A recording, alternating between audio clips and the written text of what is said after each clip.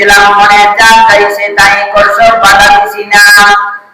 সময়ে সময়ে আমি আল্লাহকে গালিও দিছো, আমি কিচ্ছু করি নাই। দুনিয়াতে আমি ইহসান করেছি, দয়া করেছি, তোমাকে স্বাধীনতা দিয়ে দিলাম। ফারিকুম ফিল জান্নাতি ওয়া ফারিকুম ফিস সাঈর। দুনিয়াতে আমি তোমাকে দেখায় দিলাম একটা রাস্তা জান্নাতের আর একটা জাহান্নামের। তুমি জান্নাতের রাস্তা দিয়া চলবা নাকি জাহান্নামের রাস্তা দিয়া চলবা, স্বাধীনতা দিয়ে দিলাম। জান্নাতের রাস্তা চিনাইবার মতো আমি লোক পাঠাইলাম, জাহান্নামের রাস্তা চিনাইয়া জাহান্নামের রাস্তা থেকে ফিরে আনার মতো, বুঝ দেওয়ার মতো আমি লোক পাঠাইলাম। দুইটা রাস্তা চিনানোর মতো, জানানোর মতো লোক পাওয়ার পরেও তোমরা জান্নাতের রাস্তা চিনলা না। তোমাদের মন চাহি জিন্দেগি যেমন দুনিয়াতে করেছো, আমি আল্লাহ তোমাদেরকে বাধা দিই নাই, ইহসান করেছি। আজকে হাসরের ময়দানে আমি আল্লাহ তাআলা তোমাদের সাথে ইহসান না, তোমাদের সাথে আমি আল্লাহ আর রাগান্বিত রূপ ধারণ করব। মহান আল্লাহ পাক রব্বুল আলামিনের দরবারে লাখ কোটি শুকর, যে মহান রব্বুল আলামিন আমাদেরকে দুনিয়াবি বিভিন্ন কর্ম ব্যস্ততা থেকে অবসর করে শুক্রবার দিন, ফজিলতের দিন, পৃথিবীর শ্রেষ্ঠ জায়গা আল্লাহ তাআলার ঘরে সুস্থতার সাথে আসার মতো, বসার মতো, কোরআন সুন্নাহর আলোকে কিছু কথা শোনার মতো, জুমার নামাজ আদায়ের মতো আমাদেরকে শক্তি সামর্থ্য দিয়ে তৌফিক দান করেছেন। আমরা খুশি হয়ে বলি আলহামদুলিল্লাহ। আল্লাহ পাক রব্বুল আলামিন আমাদেরকে সুস্থতা দিয়েছেন। এই সুস্থতা আল্লাহ তাআলার বড় নিয়ামত। মানুষ সুস্থতাতে বড় নিয়ামত এটা কখন বুঝে? যখন মানুষ অসুস্থ হয়ে যায়। যার একটা হাত নাই সে বুঝে একটা হাত তার কত বড় নিয়ামত ছিল। যার একটা পা নাই সে বুঝে একটা পা তার কত বড় নিয়ামত ছিল। যারা রোগী আছে, অসুস্থ ব্যক্তি আছে, তারা বুঝে সুস্থতা যে কত বড় নিয়ামত। আল্লাহ পাক রব্বুল আলামিন ওই বড় নিয়ামত আমাদেরকে দান করেছেন, বলেন আলহামদুলিল্লাহ। দুনিয়াতে আমরা দু চোখ দিয়া যা দেখতেছি, জমিন থেকে আসমান পর্যন্ত আমরা যা কিছু দেখতেছি, সবগুলো আল্লাহ পাক রব্বুল আলামিন আমাদের জন্য গোলাম বানিয়ে দিয়েছেন, নিয়ামত বানিয়ে দিয়েছেন, বলেন সুবহানাল্লাহ। যে আসমান জমিন এর মধ্যবর্তী যা কিছু আছে, পশু পাখি কীট পতঙ্গ যা কিছু আছে, সব গোলামি করবে কার? মানুষের। আর মানুষগুলোর দায়িত্ব হলো আল্লাহর গোলামি করবে। আল্লাহ পাক রব্বুল আলামিন আমরা যা কিছু দেখতেছি, যদি আমরা গবেষণা করি একটা বিষয় নিয়ে যে এটা আল্লাহ তাআলা কোন কারণে বানিয়েছেন, অবশ্যই গবেষণার পর এটাই দাঁড়াবে এটা মানুষের উপকারের জন্য আল্লাহ তাআলা বানিয়েছেন, বলেন সুবহানাল্লাহ। আল্লাহর কোন বুজুর্গ ব্যক্তি নদীর পাড় দিয়ে হেঁটে হেঁটে যাইতেছেন, নদীর পাড় দিয়ে, নদীর পাড়ের মধ্যে নদী দিয়া ভেসে ভেসে কচুরি পানা আসতেছে। ওই আল্লাহ মনে মনে চিন্তা করতেছে যে নদীর মধ্যে দিয়া কচুরি পানা এগুলো যে চলতেছে, এগুলো আল্লাহ তাআলা কোন কাজে বানাইছে? আল্লাহ পাক রব্বুল আলামিনের সৃষ্টি নিয়ে বান্দার যত চিন্তা ফিকির করবে, বান্দার ঈমান বড় তাজা হবে, বলেন সুবহানাল্লাহ। তাফাক্কারু ফি খালকিল্লাহ ওয়া লা তাতাফাক্কারু ফিল্লাহ। যে আল্লাহ তাআলা সৃষ্টি নিয়ে চিন্তা ফিকির করো, আল্লাহ কি নিয়ে চিন্তা ফিকির করো না। আল্লাহ কি, আল্লাহ কেমন কেমন আকৃতি, এগুলো নিয়ে চিন্তা ফিকির করো না। এইগুলো নিয়ে যদি চিন্তা ফিকির করো তাহলে তোমার ঈমান বাড়বে না। যতটুকু ঈমান আছে ততটুকু তোমার থেকে বিদায় নিয়ে তুমি গোমরাহ হয়ে যাইবা। এই কারণে চিন্তা ফিকির করতে হবে আল্লাহ তাআলার সৃষ্টি নিয়ে। আল্লাহ পাক রব্বুল আলামিন বলেন, আফালা ينظرون إلى الإبل كيف خلقت وإلى السماء كيف رفعت وإلى الجبال كيف نصبت ওয়াইলাল আরদি কাইফা সুতিহাত। আল্লাহ পাক রব্বুল আলামিন বলেন, ও আমার বান্দা বান্দীরা, আফালা ইয়ানজুরুনা ইলাল ইবিলি কাইফা খুলিকাত। ও আমার বান্দা বান্দীরা, আমাকে নিয়ে গবেষণা করো না, গবেষণা করো একটা উট নিয়ে, কি নিয়ে? উট নিয়ে গবেষণা করো যে আল্লাহ কিভাবে উট বানাইলেন। এই উট মরুভূমির জাহাজ, এই উটের মধ্যে আল্লাহ তাআলা কিভাবে গোশতের ব্যবস্থা করলেন, দুধের ব্যবস্থা করলেন, আবার তার খাদ্য পানি সংগ্রহ রাখার মতো তার ভিতরে কিভাবে আল্লাহ তাআলা ব্যবস্থা করলেন, এইগুলো নিয়ে চিন্তা ফিকির করো। ওয়াইলাস সামাই কাইফা রুফিআত। ও আমার বান্দা বান্দীরা, আসমান নিয়ে গবেষণা করো। তোমরা দুনিয়াতে ঘর বানানোর জন্য আগে পিলারের ব্যবস্থা করো, তারপরে ছাদের ব্যবস্থা করো, চালের ব্যবস্থা করো। ও আমার বান্দা বান্দীরা, তোমরা আসমান নিয়ে গবেষণা করো। আমি আল্লাহ তাআলা কিভাবে কোটি সারা পিলার সারা গোটা আসমান দুনিয়ার উপরে বানিয়ে দিলাম। সুবহানাল্লাহ। যে আসমানটা আমি জমিনের ছাদ বানিয়ে দিলাম, এটা কিভাবে বানাইলাম, কিভাবে সম্ভব, এটা নিয়ে চিন্তা ফিকির করো, তাহলে তোমার ঈমান বাড়বে, আমি আল্লাহর পরিচয় পেয়ে যাবা। সুবহানাল্লাহ। ওয়াইলাল আরদি ওয়াইলাল জিবালি ওয়াইলাল জিবালি কাইফা মুসিবাত। আমার পাহাড় নিয়ে গবেষণা করো, আমি আল্লাহ পাহাড় কিভাবে এত উঁচু করে বানাইলাম। আমার জমিন নিয়ে গবেষণা করো, আমি আল্লাহ জমিন কিভাবে বানাইলাম। আমার এই সৃষ্টিগুলো নিয়ে যদি গবেষণা করো, তাহলে ইমানদারের ঈমান আরো বাড়তে থাকবে। ওই আল্লাহ বলি বুজুর্গ নদীর পার দিয়ে যাইতেছে, নদীর মধ্যে কচুরিপানা সুর দিয়া ভেসে ভেসে যাইতেছে। আল্লাহ বলি গবেষণা করতেছে যে ওই নদী দিয়ে যে কচুরিপানা যাইতেছে, এটা আল্লাহ কোন কাজে বানাইছেন। এটা গবেষণা করতে করতে হঠাৎ তাকায় দেখতেছে একটা বিচ্ছু ওই কচুরি পানার উপরে উঠল। কচুরি পানাটা পানির ঢেউয়ের কারণে পানির মধ্যে আসলো, নদীর পাড়ে আসলো। আসার পরে কচুরি পানার উপরে একটা বিচ্ছু উঠলো। ওই বিচ্ছুটা কচুরি পানার মধ্যে বসে থাকলো। আল্লাহ তাআলা ওই কচুরি পানাকে স্রোতের মাধ্যমে, পানির ঢেউয়ের মাধ্যমে ওই পাড়ের মধ্যে পৌঁছায় দিলেন। আল্লাহ নবী দেখতেছে ওই পাড়ে পৌঁছার সাথে সাথে বিচ্ছুটা কচুরি পানা থেকে ওই পাড়ে পার হয়ে গেল। তখন আল্লাহ নবী মনে মনে ভাবতেছে, চিন্তা করতেছে যে আমি তো এই নদীটা পার হইলাম নৌকা দিয়া, আর আল্লাহ তাআলা ওই বিচ্ছুর জন্য ওই কচুরি পানাকে নৌকা বানিয়ে দিয়েছেন। বলেন সুবহানাল্লাহ।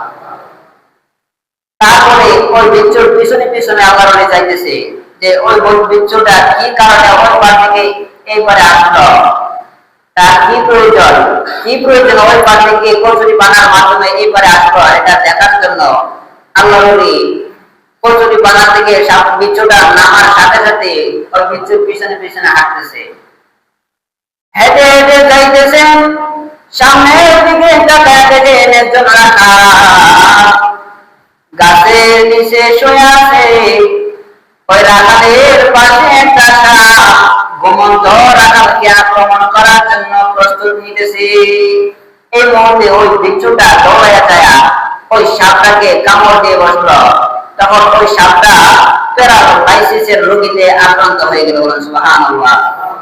যে ওই বিচ্ছুটা ওই সাপটাকে আঘাত করার সাথে সাথে ওই সাপটা মারা গেল, আর ওই যুবক ওই সাপের আঘাত থেকে বেঁচে গেল। তাহলে কি বললাম, কচুরি পানার মাধ্যমে আল্লাহ তাআলা বিচ্ছুকে নদী পার করে দিলেন।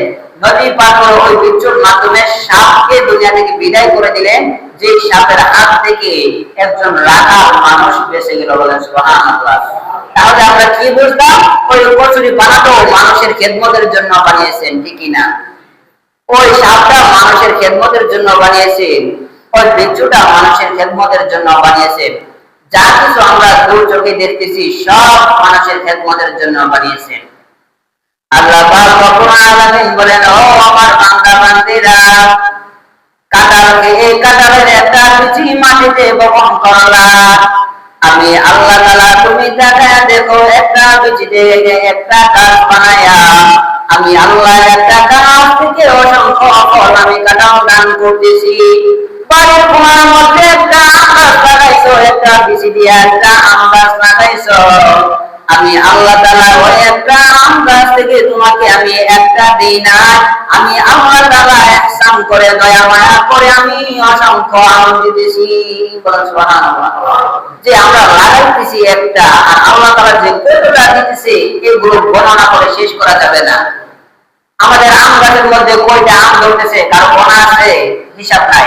কাঁঠাল গাছের মধ্যে 2টা 4টা 5টা 10টা এইভাবে গণনা থাকে, কিন্তু যখন 20-এর উপরে চলে যায় তখন এর আমরা গণনা রাখি না, ঠিক না? আল্লাহ পাক রব্বুল আলামিন বলেন, ফাবিআইয়ি আলাই রাব্বিকুমা তুকাযযিবান। ও আমার বান্দা বান্দীরা, তোমরা আমার কোন কোন নিয়ামতের অস্বীকার করবা? আমি আল্লাহ তোমাদেরকে কোন কোন নিয়ামত দেই না? وَإِن تَعُدُّوا نِعْمَةَ اللَّهِ لَا تُحْصُوهَا। যে আমার নিয়ামতগুলো গণনা করে তোমরা শেষ করতে পারবা না। সুবহানাল্লাহ। যে তোমরা কোন নিয়ামতের অস্বীকার করবা? তোমাদের একটা প্রয়োজন হলে আমি আল্লাহ তাআলা তোমাকে একটা না একের অধিক দিতেছি। আল্লাহ তাআলা বলেন, ও আমার বান্দা বান্দীরা, দুনিয়াতে আমি তোমাদের সাথে ইহসান করতেছি, দয়া করতেছি। তোমার একটা হাত দিলে তুমি চলতে পারতা, আমি আল্লাহ তোমাকে 2টা দিলাম। তোমার 2টা চক্ষু না দিয়া একটা চক্ষু দিলেও তুমি চলতে পারতা, আমি 2টা দিলাম। 2টা কান দিলাম, 2টা হাত দিলাম, 2টা পা দিলাম, অঙ্গ প্রত্যঙ্গ আমি জোড়াই জোড়াই দিলাম। ও আমার বান্দা বান্দীরা, দুনিয়াতে আমি ইহসান করতেছি, দয়া করতেছি। এত এত নিয়ামত পাওয়ার পরে এই নিয়ামতগুলো আমি দেওয়ার উদ্দেশ্য কি? আমি অপ্রয়োজনে অযথা তোমাদেরকে এত নিয়ামত দান করি নাই। ও আমার বান্দা বান্দীরা, এই নিয়ামতগুলো তোমাদেরকে দিয়েছি গোটা দুনিয়াতে, জমিন থেকে নিয়ে আসমান পর্যন্ত, পূর্ব থেকে নিয়ে পশ্চিম পর্যন্ত যা কিছু সবকে আমি তোমার গোলাম বানিয়ে দিয়েছি। ও আমার বান্দা বান্দীরা, আমার উদ্দেশ্য একটা, একমাত্র ইবাদত বন্দেগী চলবে আমি আল্লাহ। বলেন সুবহানাল্লাহ।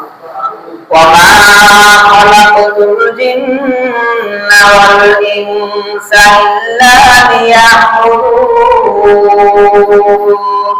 ও আমার বান্দা বান্দীরা, দুনিয়াতে আমি মানুষ আর জিন জাতিকে বানাইলাম একমাত্র ইবাদত করবে আমার।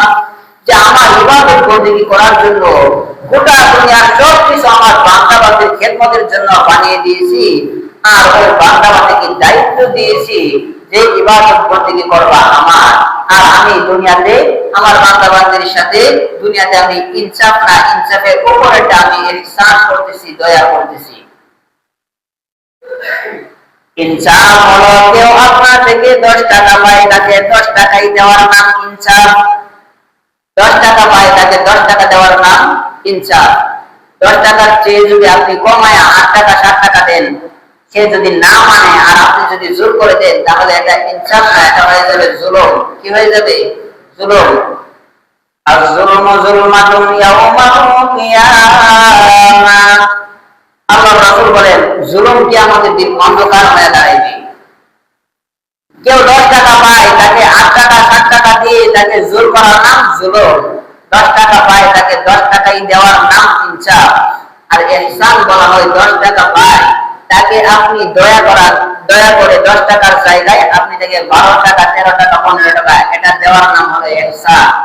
আল্লাহ পাক রব্বুল আলামিন বলেন, ও আমার বান্দা বান্দীরা, দুনিয়াতে তোমাদের যা প্রয়োজন তার চেয়ে বাড়ায় আমি ইহসান করতেছি। দুনিয়াতে দেখেন যুদ্ধ বিগ্রহ হইতেছে, এক রাষ্ট্র আরেক রাষ্ট্রের মুসলমানদেরকে অত্যাচার জুলুম করতেছে, কিন্তু আল্লাহ তাআলা তাদেরকে কিছু করতেছে না। আমরা শুধু বলি যে আল্লাহ তাআলা তাদেরকে কিছু করতেছে না। আল্লাহ পাক রব্বুল আলামিন তাদেরকে সাথ দিতেছেন। আল্লাহ তাআলা বলেন, ওয়ায়ামুদ্দুহুম ফি তুগয়ানিহিম ইয়াহমাউন। যারা আমরা তাদেরকে সাথ দিয়েছি, কিন্তু যখন আমি তাদেরকে ধরবো মারাত্মক ভাবে ধরবো। কেমন করে ধরবো? মারাত্মক ভাবে ধরবো। তাহলে আল্লাহ তাআলা তাদেরকে কি জন্য সাথ দিতেছেন? যে আল্লাহ তাআলা তাদেরকে সাথ দিতেছেন, দয়া করতেছেন। এক, দ্বিতীয় হলো সাথ দিতেছেন দেখি তোমাদের শক্তি সামর্থ্য কত উপরে ওঠে।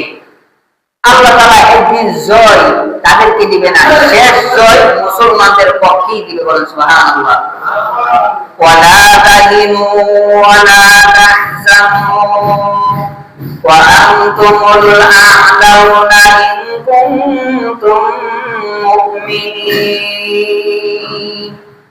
আল্লাহ রাব্বুল আলামিন বলেন, ও আমার বান্দা বান্দিরা, তোমরা যদি ঈমানদার খাঁটি ঈমানদার হও তাহলে তোমাদের ভয় নাই, চিন্তার কোনো কারণ নাই, বিজয় তোমাদের পক্ষেই আসবে। সুবহানাল্লাহ। যে বিজয়টা কাদের পক্ষে আসবে? মুসলমানদের পক্ষে আসবে, মুসলমান যদি খাঁটি ঈমানদার হয়। তাহলে আমরা কি বুঝলাম? গোটা দুনিয়াতে আল্লাহ তাআলা যা বানাইছে কার খেদমত করার জন্য? মানুষের খেদমত করার জন্য। আর মানুষগুলোকে বানাইছেন আল্লাহর ইবাদত করার জন্য। আমরা যদি বলি যে আল্লাহ তোমার ইবাদত বন্দেগী আমরা করব না, বানাইছে ইবাদতের জন্য, আমরা যদি বলি ইবাদত করব না, তুমি করবা কি? আল্লাহ তাআলা তখন উত্তর দেন, লা আমলা জাহান্নামা মিনাল জিন্নাতি ওয়ান নাসি আজমাইন। ও আমার বান্দা বান্দিরা, যারা বলতেছো তুমি বানাইছো ইবাদতের জন্য, আমরা ইবাদত করব না, তুমি করবা কি? তারা জেনে রাখো, আমার এমন নাফরমান বান্দা বান্দির মাধ্যমে আমি জাহান্নাম ভরপুর করব। বলেন নাউযুবিল্লাহ। আমার ইবাদতের জন্য বানাইছি, ইবাদত যদি না করো তাহলে জাহান্নাম তোমাদের মাধ্যমেই ভরপুর করব। তাহলে আল্লাহকে ছেড়ে দিবে? ছেড়ে দিবে না।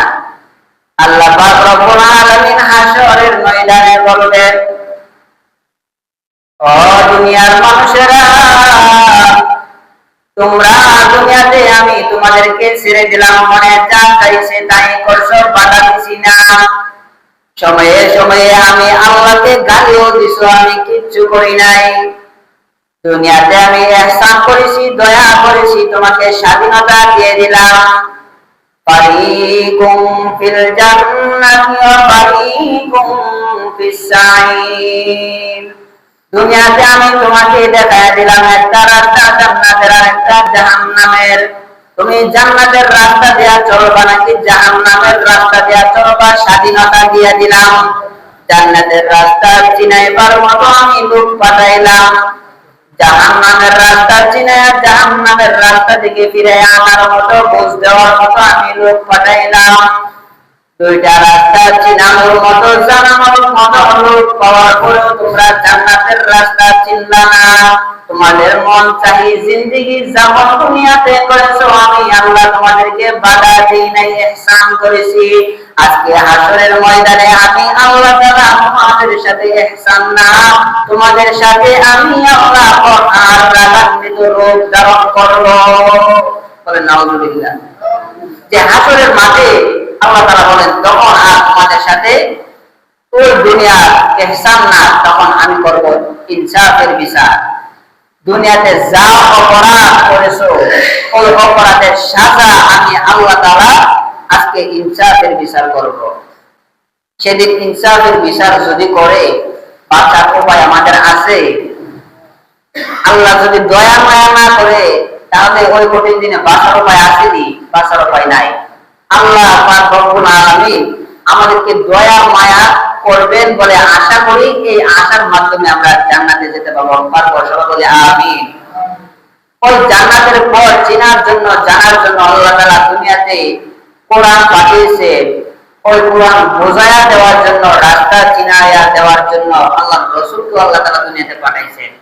যে কোরআন পড়ে আপনি মানুষদেরকে জান্নাতের রাস্তাটা চিনায়া দেন। ওই জান্নাতের রাস্তা আল্লাহ রাসূল চিনায়া দিয়েছেন, সাহাবায়ে কেরাম চিনায়া দিয়েছেন।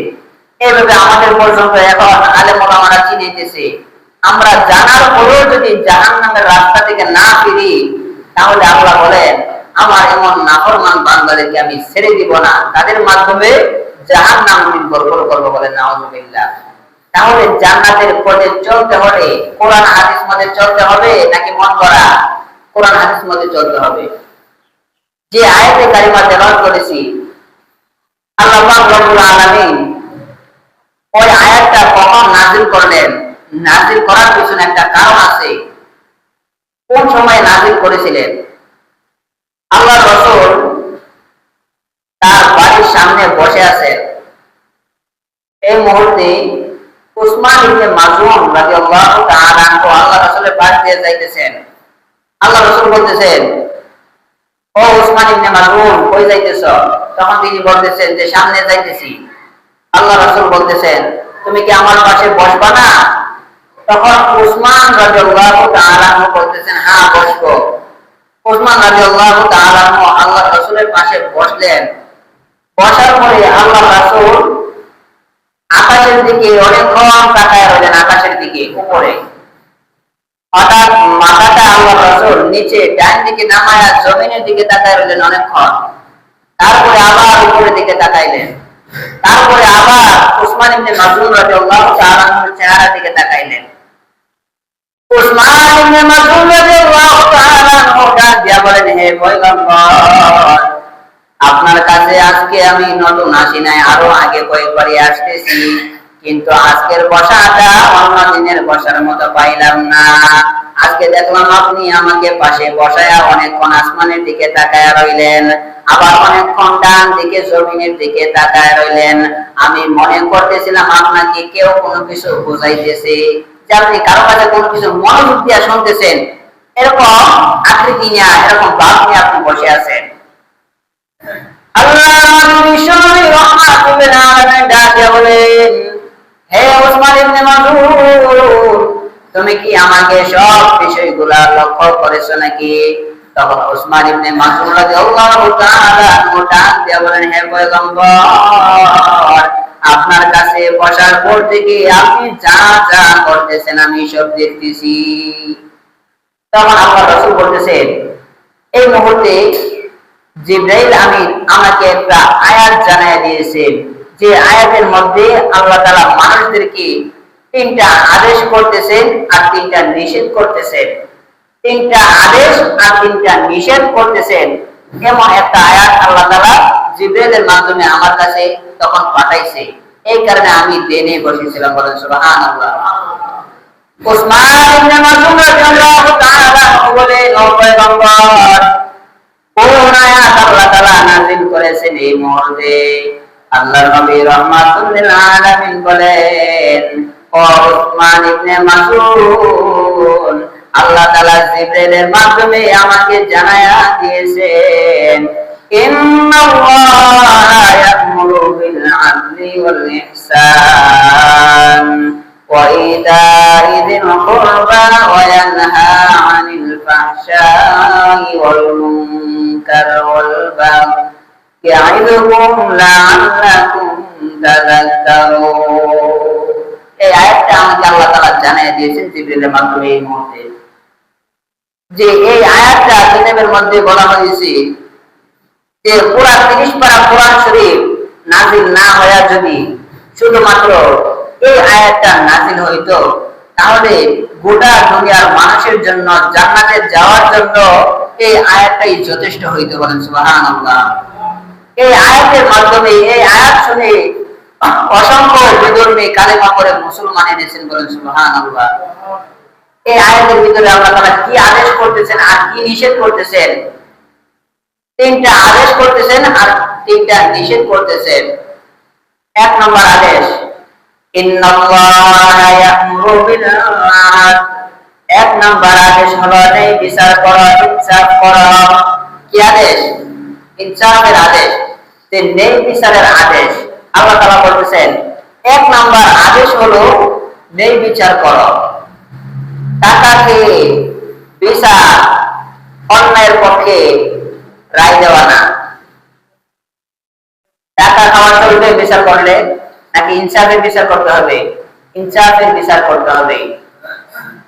হালিমাতুস সাদিয়া রাদিয়াল্লাহু তাআলা আনহা, আল্লাহর নবী রাহমাতুল্লিল আলামিনকে দুধ পান করানোর পরে হালিমাতুস সাদিয়া রাদিয়াল্লাহু তাআলা আনহা তায়েফের জমিন থেকে মা আমিনার কাছে যখন শিশু নবীকে পৌঁছায়া দেওয়ার জন্য আসলেন, তখন হালিমা রাদিয়াল্লাহু তাআলা আনহা বলতেছেন, হে আমেনা, আমি একজন নয়, অনেক সন্তানকে আমি দুধ পান করাইলাম, কিন্তু তোমার সন্তান মুহাম্মদের মতো এত বরকতময়, এত ইনসাফওয়ালা কোন শিশু আমি পাইলাম না। সুবহানাল্লাহ। আমেনা ডাক দেয়া বলেন, হে হালিমা, আমার সন্তান মুহাম্মদ কি ইনসাফের কাজ করেছে শিশু বাচ্চা আমাকে একটু জানায়া দাও। হালিমা রাদিয়াল্লাহু তাআলা আনহা বলেন, হে আমেনা, তোমার সন্তানকে আমি যখন দুধ পান করাইতাম, তখন তোমার সন্তান আমার দুইটা স্তন পান করতো না, সে প্রতিদিন একটা স্তনে সবসময় পান করত, আর একটা স্তন তার দুধ ভাইয়ের জন্য রেখে দিত। সুবহানাল্লাহ। যে শিশুকালেও আমাদের নবী ইনসাফ করেছেন, দুধ পান কালেও ইনসাফ করেছেন, একটা স্তন নিজে খাইতেন, আরেকটা আলেমার সন্তান দুধ ভাইয়ের জন্য রেখে দিতেন। ইনসাফ ওয়ালা নবীর উম্মত আমরা। আল্লাহর নবী রাহমাতুল লিল আলামিন যখন মদিনার রাষ্ট্রনায়ক ছিলেন, প্রেসিডেন্ট ছিলেন, আল্লাহর নবী রাহমাতুল লিল আলামিন যখন প্রেসিডেন্ট ছিলেন, দেশ পরিচালনা করতেন, তখন একজন কুরাইশ বংশের মহিলা চুরিতে ধরা পড়ল। আমাদের রাসূলের বংশ কুরাইশ বংশ, আমাদের নবীর বংশের একজন মহিলা চুরির মধ্যে ধরা পড়ল।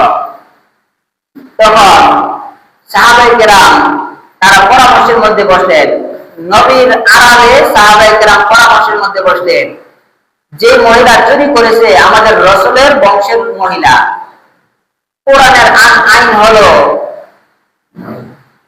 চোর এবং চোরনি যারা চুরি করে তাদের হাত কেটে দেওয়া কোরআনের বিধান।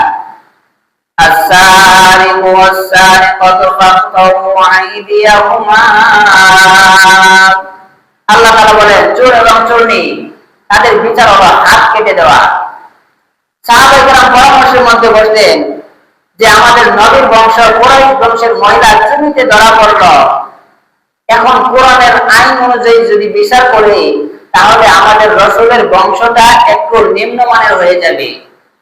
তারা আল্লাহর রাসূলের কাছে ওই আল্লাহর রাসূলের বংশের মহিলার বিচারটা হালকা করার জন্য তারা পরামর্শ করতেন যে আল্লাহর রাসূলের কাছে কিভাবে সংবাদটা পৌঁছানো যায়, যে এই মহিলার হাতটা কিভাবে রক্ষা করা যায়। যদি হাত কেটে দেওয়া হয় তাহলে রাসূলের বংশেরই মান যাবে। সাহাবায়ে কেরাম পরামর্শের মধ্যে বসলেন। কেউ বলেন, হে ওমর, তুমি আল্লাহর রাসূলকে জানায়া দাও বিচারটা যেন হালকা করে, যদি হাতের কবজি পর্যন্ত কেটে দেই তাহলে রাসূলের বংশের মান চলে যাবে। ওমর রাদিয়াল্লাহু তাআলা আনহু বলেন, আমি আল্লাহর রাসূলের সামনে যেতে পারবো না এই সুপারিশ নিয়া। আলী রাদিয়াল্লাহু তাআলা আনহু বলেন, আমিও যেতে পারবো না। উসমান রাদিয়াল্লাহু তাআলা আনহু বলেন, আমিও যেতে পারবো না। যে এটা কিভাবে সুপারিশ করব, যে কাজটা ফায়সালা বিচারটা আল্লাহ তাআলা নিজে বিচারের ফায়সালা করে দিয়েছেন, যে বিচার চোর চোরের বিচার এইভাবে করতে হবে, কিভাবে তার জন্য সুপারিশ আল্লাহর রাসূলের কাছে করব। তখন সাহাবায়ে কেরাম পরামর্শ করলেন যে আমরা তো বুঝের মানুষ, আমরা তো এই সুপারিশটা করতে পারি না। একটা ছোট বাচ্চাকে আল্লাহ রাসূলের কাছে পাঠাই, যে বাচ্চাটাকে আল্লাহ রাসূল মহব্বত করে, তাকে পাঠায়া আমাদের কথাটা আল্লাহ রাসূলের কানের মধ্যে পৌঁছায়া দেই, তারপর দেখি আল্লাহ রাসূল বিচারটা কি কেমন করে। তখন হযরত উসামা রাদিয়াল্লাহু তাআলাকে পাঠাইলেন। উসামা রাদিয়াল্লাহু তাআলা হলেন আল্লাহর রাসূলের পালক পুত্র যায়েদ ইবনে হারেসার সন্তান। তাকে পাঠাইলেন যে তুমি কি আল্লাহর রাসূলের কাছে বলবা যেন ওই মহিলার বিচারটা যেন আল্লাহর রাসূল হালকা ভিন্নভাবে করে, না হয় আল্লাহর রাসূলের বংশের মান একটু নিম্নমানের হয়ে যাবে। তখন ওই উসামা শিশু বাচ্চাটা আল্লাহর রাসূলের কাছে গেলেন। আল্লাহর রাসূল সম্পর্কে তার দাদা হন। আল্লাহর রাসূলের কোলের মধ্যে গিয়ে বসলেন। এইভাবে কোলের মধ্যে বসলেন আল্লাহর রাসূল হেলান দেওয়া অবস্থায়। এই কোলের মধ্যে বসে ওই উসামার কানটা আল্লাহর রাসূলের, উসামার মুখটা আল্লাহর রাসূলের কানের সাথে লাগাইলেন। লাগায় কানে কানে বলতেছেন, ও আমার দাদা, যে মহিলা চুরির মধ্যে ধরা পড়েছে ওই মহিলাটা আপনার বংশেরই মহিলা। আপনি যদি কোরআন অনুযায়ী বিচার করেন তাহলে আপনার বংশেরই মান চলে যাবে। ও আমার দাদা, ওই মহিলার বিচারটা একটু হালকা করেন, তার পুরা হাত না কেটে একটু আঙ্গুল কেটে দিন। দাদার কাছে ছোট বাচ্চা বলতেছে, কথা রেখে বাচ্চার নিজের পক্ষ থেকে নাকি সাহাবায়ে কেরাম একসাথে বসে তাকে বোঝাইয়া দিলেন। সাহাবায়ে কেরামের উদ্দেশ্য হলো এই বাচ্চার মাধ্যমে হলেও আল্লাহ রাসূলের কানে কথাটা পৌঁছাইয়া দিই। তখন আল্লাহ রাসূল এইভাবে বসা ছিলেন, হেলান দিয়ে বসা অবস্থায় আসছিলেন। আল্লাহ আমাদের রহমাতুল আলামিন এই সুপারিশটা শোনার পর আল্লাহর নবী বসা থেকে দাঁড়ায়া পড়লেন। আল্লাহ নবী রহমাতুল আলামিনের কপাল মোবারক জমা হয়ে গেল, রক্তে জমা হয়ে গেল, চেহারা লাল হয়ে গেল। হে উসামা, তুমি কেমন সুপারিশ করতেছো? আমার বংশের মহিলার জন্য সুপারিশ করতেছো? মহিলা তো চুরির মধ্যে ধরা পড়েছে, আমার আল্লাহ তো জানায় দিয়েছেন যারা চুরি করবে তাদের হাত কেটে দাও, জানায় দিয়েছেন। আল্লাহর বিধান, ইনসাফের বিধান আমি কায়েম করব। তুমি কিভাবে আমাকে পরামর্শ দাও যে আমি মহিলা আমার বংশের হওয়ার কারণে আমি তার বিচার হালকা করতাম। হে আমার নাতি উসামা, তুমি জেনে রাখো ওই মহিলাটা হইল আমার বংশের মহিলা।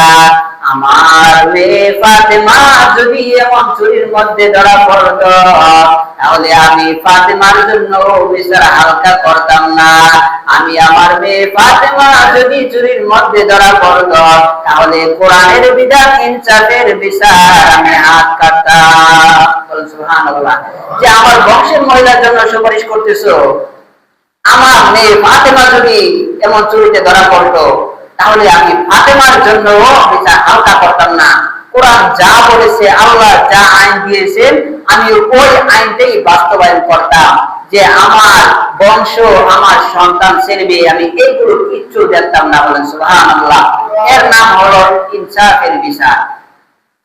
আল্লাহ রাসূল সব সময় ইনসাফের বিচার করতেন এবং আল্লাহ তাআলা বলেছেন তোমরা ইনসাফ করো। এক নাম্বার বিচার, এক নাম্বার কি আদেশ? ইনসাফ করো।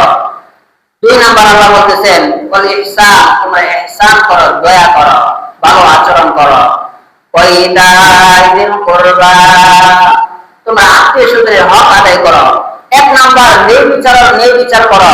দুই নাম্বার তোমরা ইহসান, দয়া মায়া, সুন্দর ব্যবহার মানুষের সাথে করো।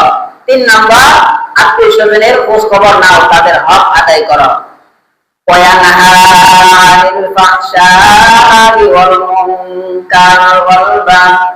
আল্লাহ তাআলা তিনটা আদেশ করার পরে তিনটা নিষেধ করতেছেন যে তোমরা ফাহশা কাজ, গালি দেওয়া ফাহশা কাজ, মিথ্যা কথা বলা ফাহশা কাজ, মুনকার কাজ, খারাপ কাজ, মাজারে সেজদা দেওয়া ভালো কাজ না খারাপ কাজ? খারাপ কাজ। মাজারে সেজদা দেওয়া যাবে না। সেজদা কার কদমে দিব? আল্লাহ তাআলা কুদরতি কদমে সেজদা দিব। যে আল্লাহ আমাদেরকে লালন পালন করতেছেন, রিজিক দিতেছেন, সব কিছু যে আল্লাহ দিতেছেন, সেজদা পাওয়ার উপযুক্ত আমাদের ওই আল্লাহ, ঠিক কিনা? যে এক নাম্বার তোমরা ফাহশা কাজ করবা না। দুই নাম্বার মুনকার কাজ, অশ্লীল কাজ, খারাপ কাজ, এগুলো তোমরা করবা না। তোমরা সীমা লঙ্ঘন করবা না। তোমরা তোমাদের ধর্মের বাহিরে সীমা লঙ্ঘন করবা না। আমি আল্লাহর বিধানের বাহিরে তোমরা কাজ করবা না, এগুলোর নাম সীমা লঙ্ঘন। তোমরা সীমা লঙ্ঘন করিও না। লাআল্লাকুম তাযাক্কারুন, আল্লাহ তাআলা বলেন তিনটা আদেশ আর তিনটা নিষেধ যদি তোমরা মানো তাহলে তোমাদের জন্য রয়েছে সুসংবাদ উপদেশ। করেন সুবহানাল্লাহ।